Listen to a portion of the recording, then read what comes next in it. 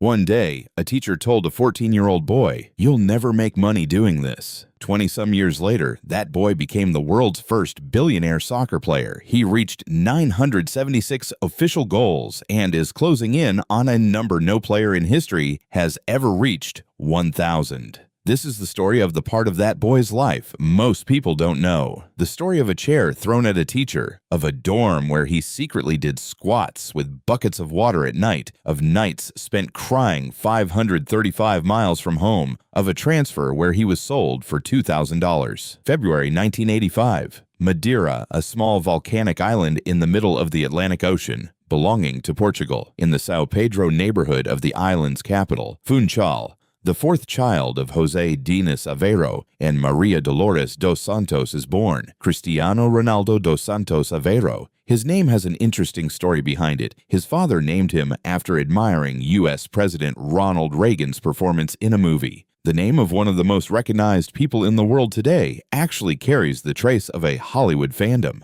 The family was genuinely poor. His father worked as a kitman at a local sports club, trying to support 4 children on a low salary. His mother did house cleaning and kitchen work to bring in extra income. Young Cristiano grew up in a crowded, small home. Madeira's narrow streets, its slopes overlooking the sea, and the quiet but harsh living conditions of the time formed the backdrop of his early years. His passion for soccer became clear at a young age. It's said that as a child, he'd skip school to watch matches and got teachers upset, but on the field he turned into a completely different kid. At 7, he joined a small club, Andorinha, where his father also worked. Shortly after, a bigger club on the island, Nacional da Madeira, signed him. By then, he was no longer just the fast kid from the neighborhood. He was the name everyone on the island was talking about.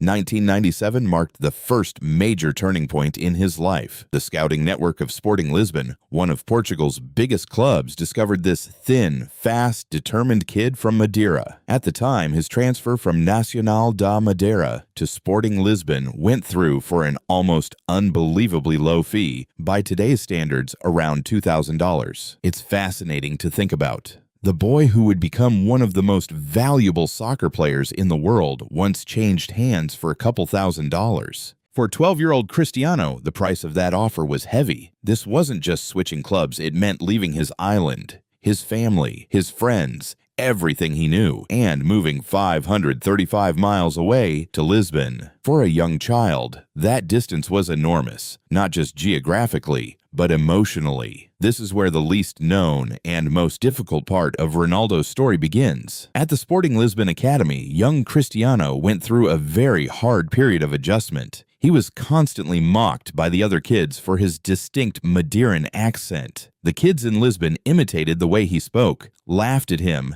excluded him. In later years, he described this period by saying it felt like he was speaking an entirely different language, that after he spoke, everyone would start laughing and mocking him, that he felt like a complete joke. He said he cried out of shame and called his mother to say he wanted to come home. Years later, the agent who arranged his move to Sporting also confirmed that the Madeiran accent was very different from the Lisbon accent, that the boy had serious difficulties at school, that people mocked him, and that he resisted it. The mockery wasn't limited to his accent. Back then, Cristiano was a thin, frail kid, a far cry from the muscular, athletic build he has today. This physical build made him a target both at school and on the field. Opposing players deliberately fouled him hard on the pitch. At school, he was mocked, both for his accent and for his family's financial situation. One day, the pressure became unbearable. 14-year-old Cristiano, angered by a teacher who mocked him and his family's financial hardship, threw a chair at that teacher. This incident led to his suspension from school and eventually to him leaving school altogether. Another teacher he turned to for help,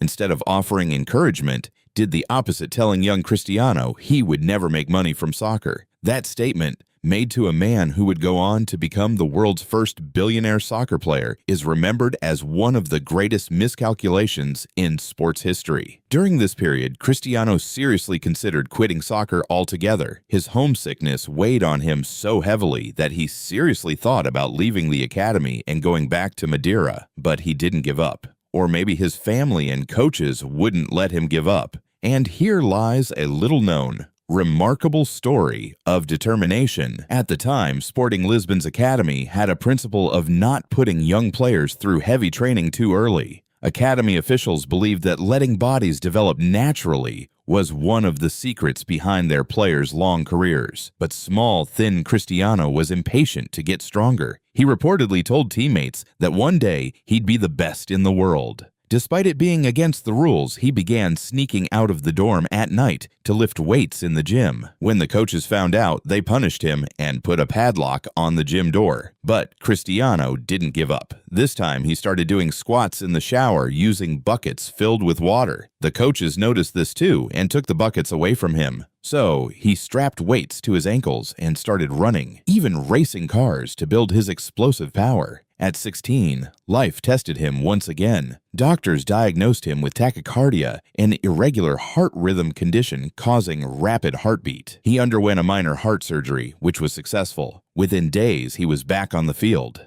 Despite all these hardships, Cristiano's talent was impossible to ignore. In the 2001 to 2002 season, he was promoted to Sporting Lisbon's first team. On October 3, 2002, he made his professional debut against Moreirense and scored 2 goals, making a name for himself immediately. In August 2003, Sporting Lisbon invited Manchester United for the opening match of its new stadium. 18-year-old Cristiano ran circles around the English defense. After the match, something interesting happened in the locker room. Manchester United's own players urged manager Sir Alex Ferguson to sign the boy. Within days, Cristiano Ronaldo transferred to Manchester for £12.24 million and took on the legendary number 7 jersey left behind by David Beckham. He didn't become a star right away at Manchester United. He was criticized for dribbling too much and playing selfishly. After his role in Wayne Rooney's red card at the 2006 World Cup, he was practically branded an enemy in England. The English press targeted him for months. But this is exactly where the most defining trait of Ronaldo's character emerged, using criticism as fuel. The real breakthrough came in the 2007 to 2008 season. 31 goals in 42 matches, the Premier League title, the Champions League title, and his first Ballon d'Or all came the same year. In 2009, he experienced one of the most memorable moments of his career. Against Porto, he struck a shot from about 40 yards, roughly 36 to 37 meters out. The goal was voted the most beautiful goal of the year and won the Puskás Award. In his first spell at Manchester United, he scored a total of 118 goals in 292 matches. In the summer of 2009, Real Madrid transferred Ronaldo for a then world record fee of roughly €94 million.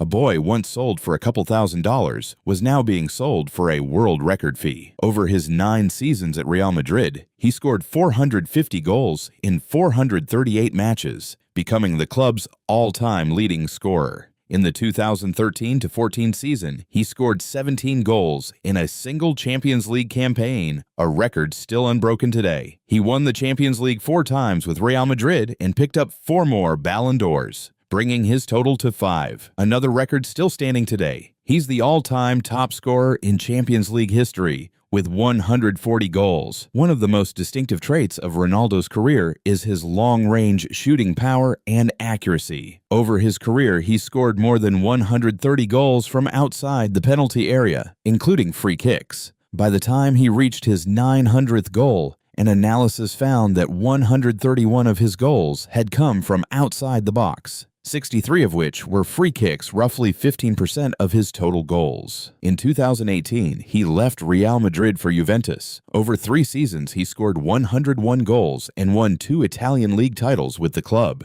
In the summer of 2021, he returned to Manchester United, scoring twice on his debut, but this second stint was overshadowed by performance issues, and he parted ways with the club in 2022. In December 2022, he transferred to Saudi Arabia's Al Nassr. He's scored more than 129 goals there to date. In the 2025-26 season, he won his first league title with the club. At 41 years old, he's still scoring goals. He made his debut with the Portugal national team in 2003. With 232 caps, he holds the record for most international appearances, and with 146 goals, he's the all-time leading scorer in men's international soccer. In 2016, he led Portugal to the European Championship title. At the 2026 World Cup, he became the first male player to appear in 6 different World Cups. And with a penalty goal against Croatia, he scored in a knockout stage match for the first time in his career. As of July 2026, his total career goal count across official matches stands at 976. Breakdown by club: 5 at Sporting Lisbon, 118 in his first Manchester United spell, 450 at Real Madrid, 101 at Juventus, 27 in his second Manchester United spell, over 129 at Al Nassr, and over 146 with the Portugal national team. Perhaps the most striking part of this story isn't the numbers, it's the contrast. Once, a teacher told him he'd never make money from this. Once, his classmates mocked his accent. Once, he was sold for a couple $1,000s. Today, with 976 official goals, he's closing in on a number no one in history has ever reached. The final chapter of the story hasn't been written yet.